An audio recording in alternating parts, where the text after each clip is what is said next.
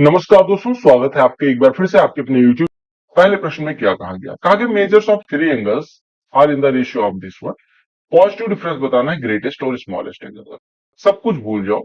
आप पहले देखो देखो आप क्या सॉल्व करते हो, it doesn't matter. The thing only matters है कि आप किस तरह सॉल्व करते हो। देखो 17, 13 और 15 यानी अगर हम जोड़े तो 45 योग आ रहे हैं। 45 समझो यानी 45 समझो है वो 180 डिग्री, क्योंकि ट्रायंगल के एंगल है। यानी 45 इज इक्वल टू 140 180 यानी कि 1 रेशियो बराबर हो जाएगा 4 डिग्री। तो आपको बताना ग्रेटेस्ट यानी सबसे बड़ा वाला और सबसे छोटे के बीच का डिफरेंस। सबसे बड़ा वाला 17 का 17 रेशियो का, सबसे छोटा वाला 13 रेशियो का, डिफरेंस 4 रेशियो, एक रेशियो बराबर 4 डिग्री, तो 4 रेशियो बराबर 16 डिग्री हो जाएगा। ठीक है। अगला प्रश्न आपका 5.6 से दिख रहा है। आपने देखा होगा इस टाइम चैनल पे व्यूज बहुत डाउन है, बहुत मतलब बहुत ज्यादा। बट पता है रोलेक्स अफोर्ड करना हर किसी के बस की बात नहीं होती, इसी वजह से चीजें समझना भी हर किसी के बस की बात नहीं है। जब आपको ने देखा होगा कि अपने प्री के सोल्यूशन पे 3 लाख 4 लाख व्यूज होंगे, लेकिन वो कब, जब एग्जाम आ जाएगा, मान लो परसों एग्जाम है, उसके 10 दिन पहले लोग ऐसे पागल हो जाते हैं। लेकिन आपको पता है पहलवानी में लास्ट के 10 दिन कंपटीशन में आने से आप पहलवान नहीं बन जाओगे ना। आपको जिन्होंने 3 साल तक या 2 साल तक या 1 साल तक घिसा होता है वो चैंपियनशिप जीतते हैं। उसी तरीके से ये भी होता है। कई लोग इसी को 3 बार करेंगे, कई लोग एक बार एग्जाम से 10 दिन पहले करके जाएंगे, फिर कहेंगे मैंने आपके सारी वीडियोस देखी थी, नंबर नहीं आया। और ये भाई ये कहेंगे कि मेरे भैया 50 में 50 है। समझ लो। तो कहा कि दो पाइप है ए और बी, जो किसी टंकी को 10 मिनट और 20 मिनट में भर सकते हैं। ए 10 मिनट में भर सकता है और बी 20 मिनट में भर सकता है। सी जो है वो 30 मिनट में खाली कर सकता है। तीनों को एक साथ खोल दिया जाता है, जबकि सी को 2 मिनट पहले टैंक भरने के बंद कर दिया जाता है। तो कहा कि टैंक कितनी देर में फिल हो सकता है। तो वो 10, 20, 30 का अगर हम एलसीएम लेने जाए। अच्छा, कल वाले प्रश्न में, कल वाली शिफ्ट में एक प्रश्न शायद मैंने कोई जब 50 से 75 के बीच में जब प्राइम नंबर्स लेनी थी तो शायद मैंने 69 भी ले लिया था, जो कि गलत है। वो भूल चूक में होगी, भूल चूक माफ करने। 3 और 23 दोनों से कट रहा है, तो प्राइम नंबर नहीं। तो अगर ए 10 मिनट में, बी 20 मिनट में, सी 30 मिनट में खाली कर सकता है। अगर हम एलसीएम ले तो 60 लीटर आ जाएगा। मान लेते हैं 60 लीटर टंकी की धारिता है। ये भाई साहब 10 मिनट में 60 लीटर, 1 मिनट में 6, ये 20 मिनट में 60 लीटर, 1 मिनट में 3, और ये 30 मिनट में 60 लीटर खाली कर सकते हैं, यानी 1 मिनट में 2 लीटर खाली कर। मान लेते हैं टंकी एक्स मिनट में भरी गई, तो एक्स मिनट तक कौन काम करेगा? ये दोनों भाई, यानी कि 9 करते हुए एक्स मिनट तक, यानी 9x ये दोनों। और 2 मिनट पहले ये, अरे ऐसे देखो ना, आपने कहा ऐसे छोड़ो।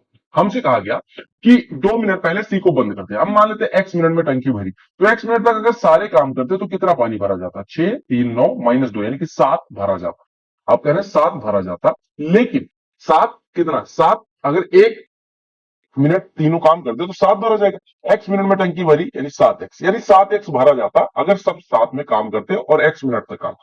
लेकिन इसको 2 मिनट पहले बंद कर दिया गया। इसका मतलब यह हुआ कि 2 मिनट तक ये पानी नहीं निकाल पाए। समझ रहे हो?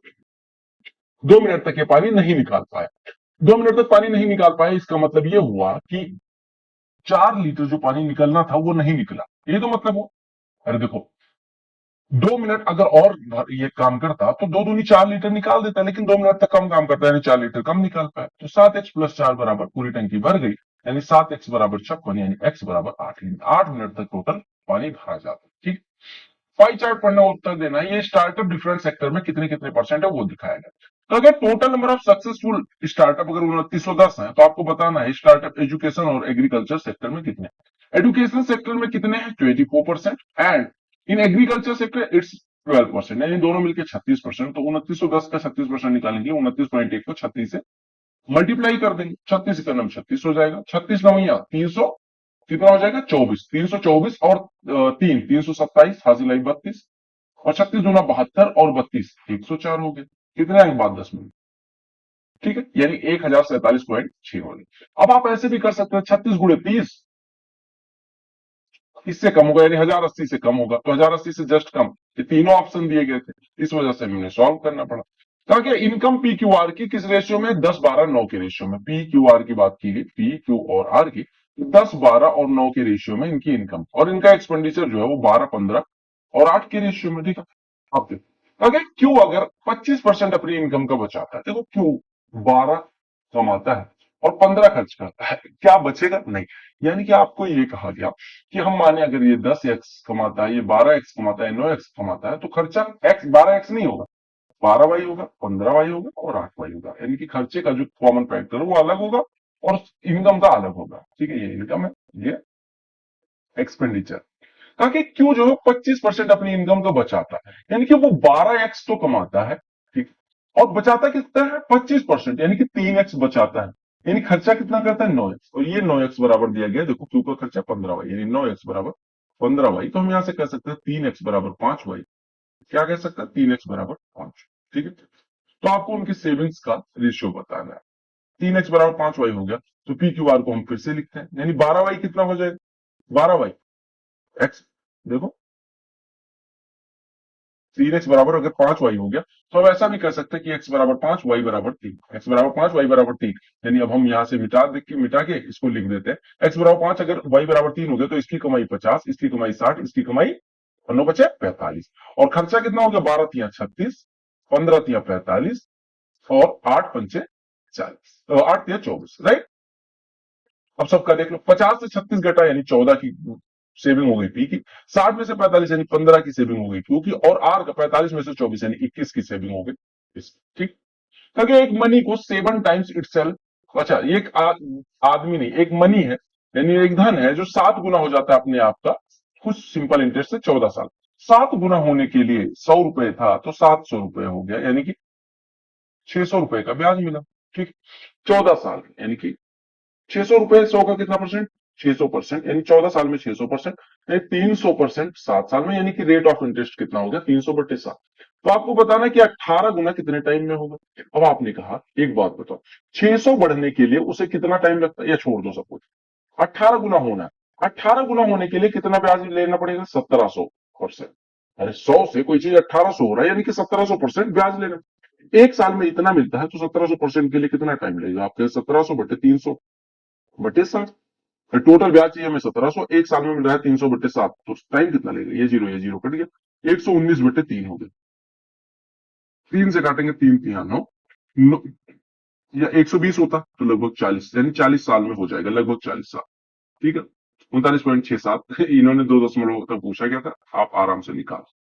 एबीसी और डीईएफ में देखो, एबीसी और DEF, A B C D, कुछ लोग कहते हैं कि मैं अभी बिगिनर हूं, आप मुझे एकदम बेसिक से बताओ बेटा, देखो ये बेटा कहने, कुछ लोग कहते हैं बेटा, अरे बेटा मतलब छोटा भाई, ठीक है।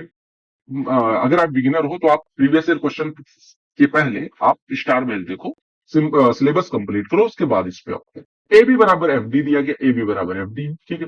कोण ए बराबर कोण डी दिया गया, कोण ए बराबर कोण डी दिया गया, और दोनों ट्राइंगल साइड एंगल साइड से कॉन्ग्रुएंट है, साइड एंगल साइड।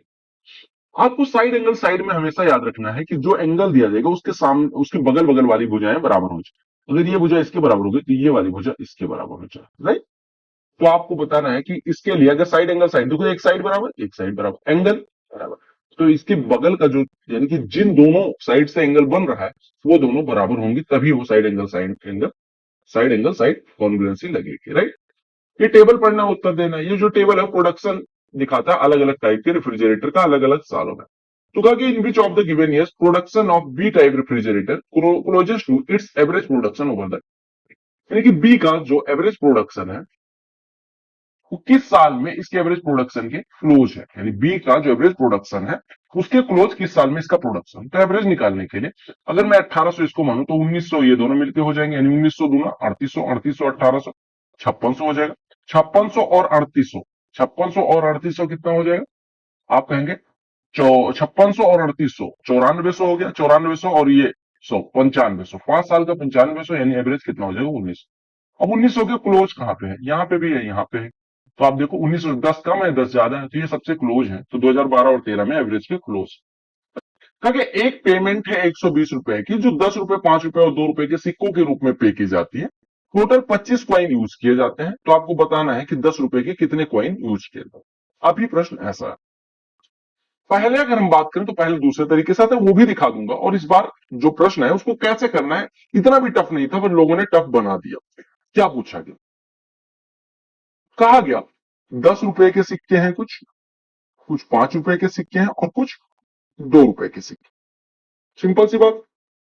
इनका अनुपात जो दिया गया वो नहीं दिया गया, ठीक है। हमसे कहा गया कि अगर 10 रुपए का ए सिक्का, हमें नहीं पता कितना सिक्का है, 5 रुपए का बी सिक्का है, और टोटल सिक्कों की संख्या अगर 25 है तो ए सिक्का इसका ले लिया, मान लो 2 सिक्का इसका लेते, 5 सिक्का इसका लेते, तो दोनों मिलकर 7, 25 में से 7 घटा देते तो तीसरे यानी 2 रुपए का सिक्का आ जाता। यहाँ पे क्या होगा, 10 रुपए का ए सिक्का लिया, 5 रुपए का बी सिक्का लिया, तो 2 रुपए का सिक्का निकालने के लिए 25 में से बाकी दोनों सिक्कों की संख्या का योग घटा देंगे, यानी इतने। ये हमारा है वैल्यू, यानी कि कॉइन की वैल्यू कितनी है और ये नंबर ऑफ कॉइन्स कितने हैं, ठीक है। अगर मैं बात करूं टोटल वैल्यू की, यानी कि 10 रुपए वाले ए सिक्के होते तो 10 ए टोटल मूल्य 10 रुपए से बन जाता, 5 रुपए के बी सिक्के होते तो 5 बी मूल्य इससे बन जाता, और 2 रुपए वाले 25 माइनस ए प्लस बी सिक्के होते तो 50 माइनस 2 टाइम्स ऑफ इतना, यानी कि -2 या -2 बी रुपए इससे बन जाता। ये टोटल मूल्य हमारा कितना बन के आता, आपने कहा 10 ए 10 रुपए से, 5 रुपए 5 बी, और 2 रुपए से 50 -2 ए -2 बी बनता, यानी टोटल अगर 10 ए -2 ए 8 ए बनता, 5 भी -2 भी +3 भी बनता और +50 बनता। लेकिन हमें टोटल मूल्य कितना दिया गया कि कुल मिला के 120 रुपए बन रहे हैं, यानी ये बराबर 120 रुपए है। यानी हम यहां से कह सकते हैं 8a + 3b = 70। तो वैसे जनरली देखा जाए मैथमेटिकल लैंग्वेज में कि जब number of equations less than number of variable होता है तो उसका कोई सोल्यूशन यानी असंख्य सोल्यूशन पॉसिबल होते हैं, ऐसे कोई यूनिक सोल्यूशन नहीं निकाल सकते, जबकि असंख्य सोल्यूशन पॉसिबल होते हैं। लेकिन हमें दो चीजों का ध्यान रखना है। यहां पे नंबर सिस्टम का एक कॉन्सेप्ट यूज हुआ कि ए और बी दोनों सिक्कों की संख्या है तो ये इंटीजर वैल्यू होल्ड करेगी, क्योंकि देखो ए हमने माना, ऐसा तो कह नहीं सकते 3.5 सिक्के उसके थे 2.5 सिक्के उसके, क्योंकि यहाँ पे आरी लेके तो एग्जाम में मतलब बेसिक अप्रोच लोग कह सकते हैं भैया आरी लेके काट दिया हो, ऐसा यहाँ पे नहीं काटे। यहाँ पे तो बस ये मानना है कि ए और बी इंटीजर होंगे, पहला कॉन्सेप्ट, ए और बी जो है वो इंटीजर।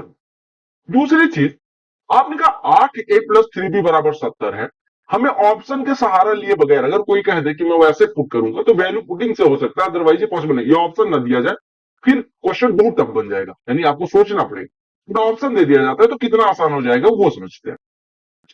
हम कहते हैं कि अगर हमें किसके सिक्कों की संख्या पूछेगी 10 रुपए की, यानी ए की वैल्यू हम पुट, ए की 4 वैल्यू जो आपको यहां पॉसिबल दी गई, क्योंकि 10 रुपए के हमने ए सिक्के माने तो ए की 4 पॉसिबल वैल्यू। तो अगर हम ए बराबर 10 यानी कि ए बराबर 10 ले लें, 10 रुपए के सिक्कों की संख्या 10 ले लें, तो 10 अट्ठे 80 रुपए बन जा रहे हैं। 80 + 3b = 70 नहीं हो सकता, क्योंकि बी हमेशा पॉजिटिव होगा और इंटीजर होगा, यानी कि क्यों, क्योंकि सिक्कों की संख्या कभी -2 सिक्के तो हो नहीं सकता, यानी कि बी और ए की वैल्यू को पॉजिटिव लेना है और इंटीजर लेना है। तो अगर हम ए बराबर 10 ले लेंगे तो बी की वैल्यू निगेटिव हो जाएगी, यानी कि ये खत्म।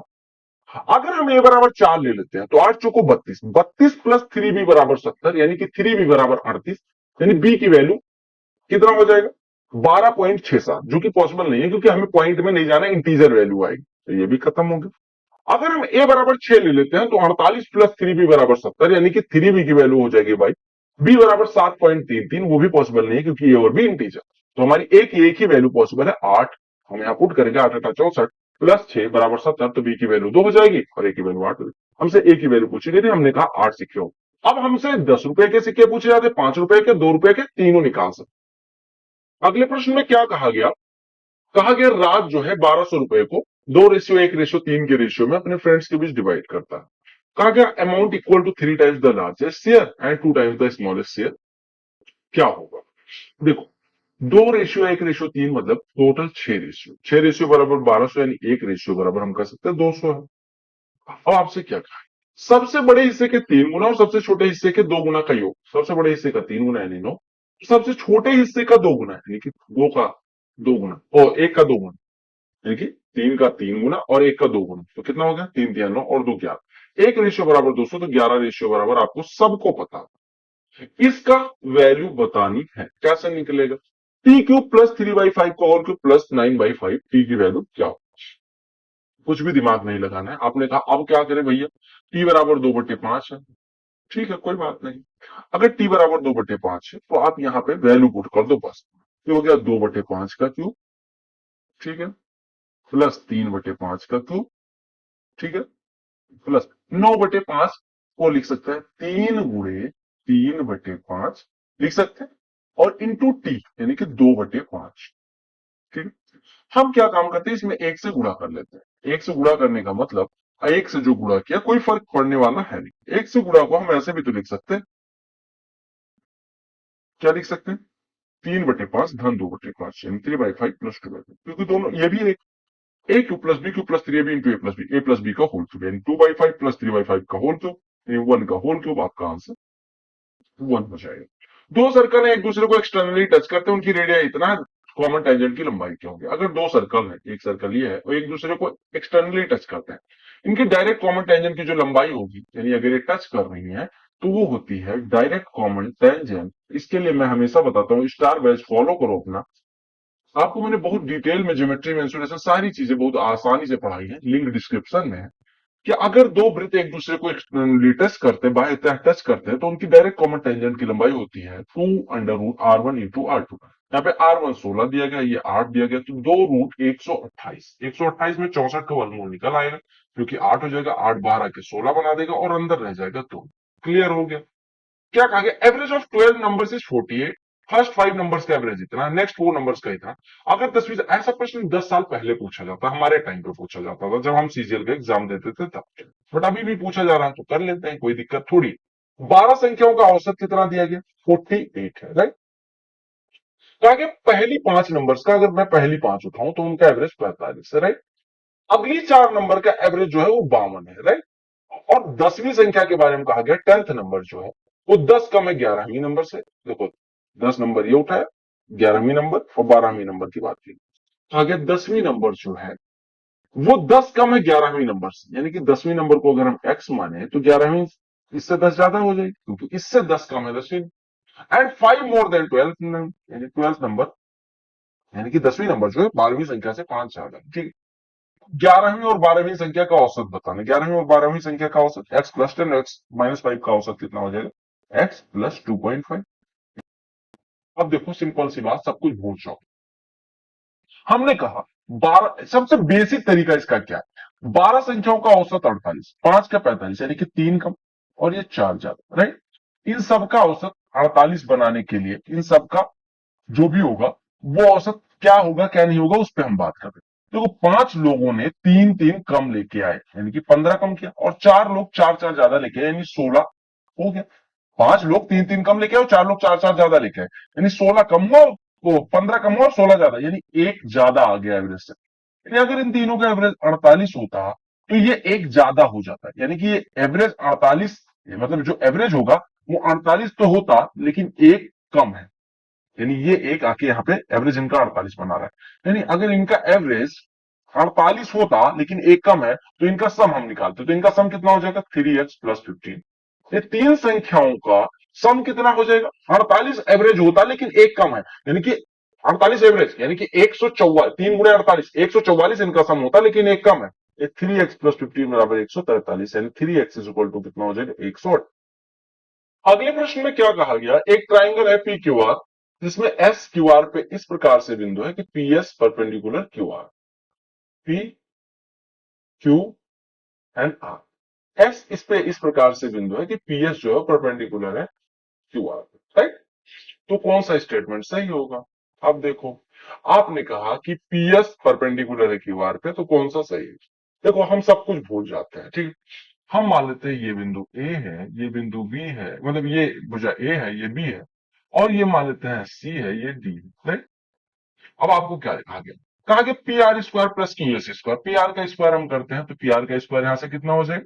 बी का स्क्वायर प्लस, आपने कहा क्यू एस का स्क्वायर, क्यू एस का स्क्वायर कितना हो जाएगा? सी का स्क्वायर बराबर पी क्यू का स्क्वायर, पी क्यू का स्क्वायर कितना हो रहा है मेरे भाई? ए का स्क्वायर, और प्लस एस आर का स्क्वायर कितना हो जाएगा? डी का स्क्वायर। आपने कहा ये कैसे होगा? मैंने कहा छोड़ो सबको, एक बात बताओ, अगर मैं कहूं यहां से एक चीज कि अगर मैं इसकी वैल्यू के मानू, ठीक है, ठीक, तो मैं ट्राइंगल पी क्यू एस में निकालता हूं ए स्क्वायर माइनस सी स्क्वायर बराबर के स्क्वायर, और ऐसे दूसरे ट्राइंगल में हम के स्क्वायर को लिख सकते हैं B square minus D square. तो A square minus C square बराबर B square minus D square हो गया। अब हम बी स्क्वायर सी स्क्वायर को एक साइड में लिख लेते हैं और ए स्क्वायर डी स्क्वायर को एक साइड में लिख लेते हैं।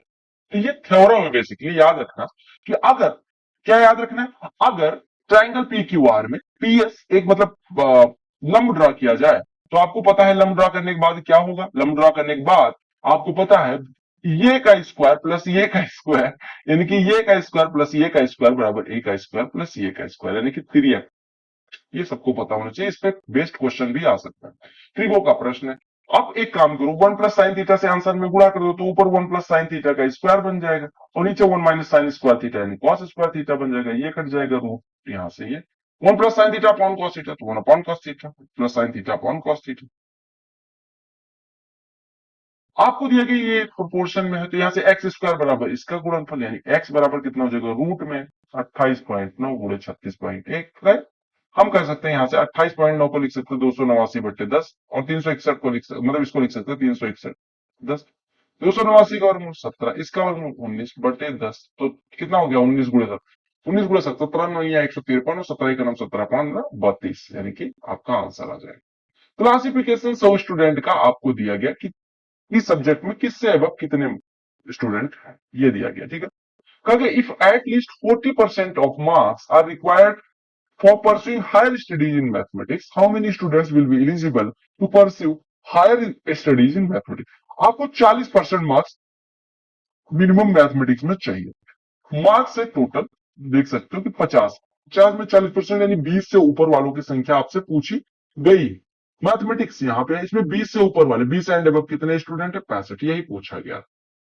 2 cosec स्क्वायर थीटा प्लस, अब अगर ऐसा आपको आए तो आपको एक फॉर्मूला पता है, आपने कहा कि cosec square theta minus cot square theta is equal to 1 होता है।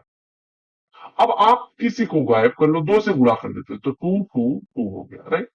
दोनों का अगर मैं जोड़ दूं तो घटा दूं तो 2 cosec square theta 2 cosec square theta cut जाएगा, यानी कि 3 cot square theta plus 2 cot square, तो 5 cot square theta, 5 cot square theta बराबर कितना आ जाएगा 19, यानी यहाँ 19 आएगा नहीं 15 आएगा ना, क्योंकि 17 में से 2 घटेगा 15, यानी कि कॉट स्क्वायर थीटा बराबर 3 cot थीटा बराबर √3 थीटा आपका आंसर हो जाए। क्योंकि स्टार और हैश की जगह, स्टार और डॉलर की जगह पे क्या आएगा, ताकि ये संख्या जो है वो 8 और 5 दोनों से डिविजिबल हो जाए। किसी संख्या को डिविजिबल होने के लिए, किसी संख्या को डिविजिबल होने के लिए किससे 5 से, यूनिट डिजिट या तो 0 होगा और या तो 5 होगा, तो 0 और 5 के सिवा कुछ नहीं हो सकता, यानी डॉलर की वैल्यू 0 या 5 होगी, ठीक है। अब आते हैं हम दूसरे पे फोकस करते हैं। हमारी संख्या कितनी बन गई 72864 स्टार, तो या तो 0 या तो 5, या तो 0 या तो 5, ठीक है। हमें 8 से डिविजिबल बनाना है, 8 से डिविजिबिलिटी के लिए लास्ट 3 डिजिट 8 से कटने चाहिए, और अगर लास्ट की डिजिट में 5 आ गया तो आपको पता है कि संख्या 8 से कटेगी नहीं, क्योंकि ऑड हो जाएगी, यानी हमारे पास एक ऑप्शन खत्म हो गया। हमने कहा ये 5 वाला जो ऑप्शन लेके चल रहे थे, अभी तक घूम रहे थे, ये गायब। तो डॉलर की वैल्यू तो आपकी सीधे सीधे 0 हो गई, तो 5 जहां जहां लिखा वो कट गया। अब 2 ऑप्शन थे, तुक्का मार सकते थे, ठीक है, लगाना चाहिए। दूसरी चीज आपसे कहा गया कि अगर लास्ट 3 डिजिट से बनने वाली संख्या को 4 से काटना है, तो लास्ट 3 डिजिट से बनने वाली संख्या 4 स्टार 0, स्टार की वैल्यू अगर हम 0 रखें तो कट जाएगा, यानी स्टार की वैल्यू 0 भी हो सकती है। और अगर 8 से डिविजिबिलिटी करी जा रही है तो दहाई के अंक पे 8 का आधा 4 रख के देख सकते हैं, अगर 0 पे कट रहा है तो 4 जोड़ दो, 4 पे भी कटेगा, यानी स्टार की वैल्यू 4 भी पॉसिबल होगी।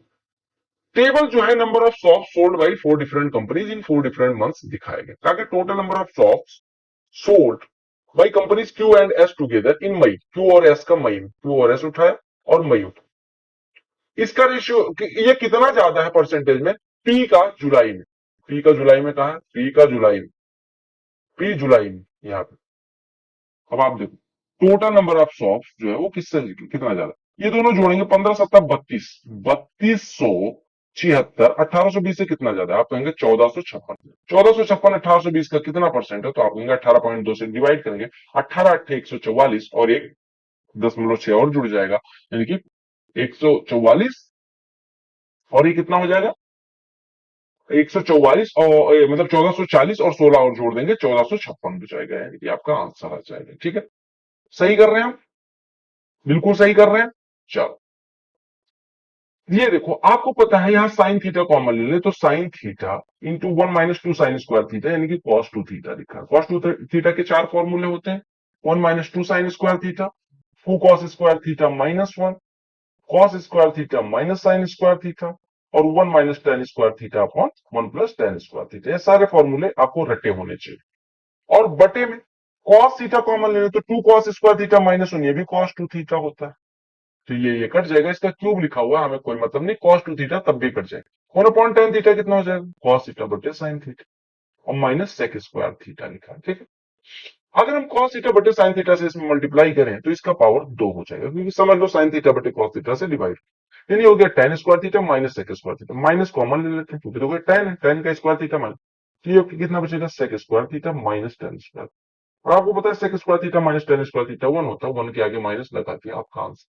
सिंप्लीफाई करना, 14.5 माइनस 13.5, 1 5 में से घटेगा 4, 4 7 में से घटेगा 3, 3 3 में से घटेगा शून्यम, आंसर। अगला प्रश्न देखिएगा, रेस रिलेटेड है और अच्छा प्रश्न है। क्योंकि एम और एन एक सर्कुलर ट्रैक के अलोंग दौड़ते हैं, वो 5 बजे स्टार्ट होते हैं सेम पॉइंट से अपोजिट डायरेक्शन। यहाँ पे क्या कहा गया, ये जो सर्कुलर ट्रैक है उसके अपोजिट डायरेक्शन में मूव। जब कोई दो व्यक्ति अपोजिट डायरेक्शन में मूव करते हैं, उनकी रिलेटिव स्पीड जो होती है वो S1 प्लस S2 के बराबर होती है। एक 5 राउंड पर आवर, यानी एक की स्पीड हम 5 राउंड पर आवर कहते हैं, दूसरी की स्पीड 2 राउंड पर आवर, यानी 1 घंटे में 2 राउंड, 1 घंटे में 5 राउंड, तो यानी इनकी रिलेटिव स्पीड हो जाएगी 7 राउंड पर घंटे, राइट, 7 राउंड पर घंटे। यानी कि ये 1 घंटे में रिलेटिव स्पीड से 7 राउंड मार देते हैं। 5 बजे शुरू करते हैं तो 6:30 बजे तक कितने घंटे हो जाएंगे, 1.5 घंटे। 1.5 घंटे में इनकी रिलेटिव स्पीड से 7 गुणे 1.5 यानी कि 10.5 राउंड मार देंगे। और जब रिलेटिव स्पीड से एक राउंड मारेंगे तो ये एक दूसरे को एक बार पार करेंगे। रिलेटिव स्पीड से जब एक राउंड कंप्लीट होता है तो वो एक बार एक दूसरे को पार कर, तो ऐसे अगर 10.5 राउंड होगा तो 10 टाइम्स पार करेंगे, सिंपल सी बात हो गई। अब ये ना कहना 0.5 भी पार ही नहीं कर पाएंगे, मतलब एक राउंड अगर रिलेटिव स्पीड से कवर करेंगे तो एक बार पार कर देंगे, बस सिंपल सी बात ये। समझ आए? एक सिलेंडर की हाइट इतनी है, लेटरल सरफेस एरिया इतना है, वॉल्यूम, लेटरल सरफेस एरिया क्या होती है 2 पाई RH, ये बराबर दिया गया 1760। हाइट अगर 20 है तो 20 दूना 40, इससे कटा तो ये हो गया 44। पाई आर बराबर 44, यानी 22/7 गुणे आर बराबर 44, तो आर बराबर हो गया 14। आपको अगर लेटरल सरफेस एरिया दी जाए और आपसे वॉल्यूम पूछा जाए तो आप हमेशा याद रखना कि लेटरल सरफेस एरिया यानी पार्श्व पृष्ठ के क्षेत्रफल में अगर मैं R/2 से मल्टीप्लाई कर दूं तो हमारा आ जाता है वॉल्यूम। यानी इसमें R/2 से अगर मल्टीप्लाई करो, आप ऐसा देखो ना, पाई आर स्क्वायर एच बन जाए, यानी कि 1760 में मैं R/2 यानी 7 से मल्टीप्लाई कर दूं, हमारा आंसर आ जाएगा 17 सत्ते 119, यानी 11,900 प्लस 420 यानी 12,320 वॉल्यूम हो जाएगा।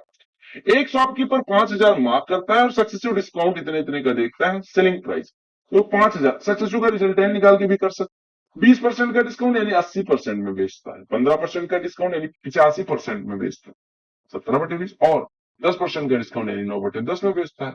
ये 2 जीरो और एक 3 जीरो कट गया, तो आपका आंसर आ गया 5 गुणे 4 गुणे 17 गुणे 9, राइट। 17 में या 153, 153 गुणे 20, आंसर आ गया। x प्लस 1/x दिया गया। अब देखो इस प्रश्न को देखो, अगर मैं इसमें x से डिवाइड कर दूं ऊपर भी नीचे भी, तो ये कितना आ जाएगा 7x माइनस 9 प्लस 7/x, और नीचे बचेगा x माइनस 1 प्लस 1/। अगर ऊपर देखो इन दोनों को साथ लेके 7 कॉमन ले लू तो x plus 1/x minus 9 divided by x plus 1/x minus 1।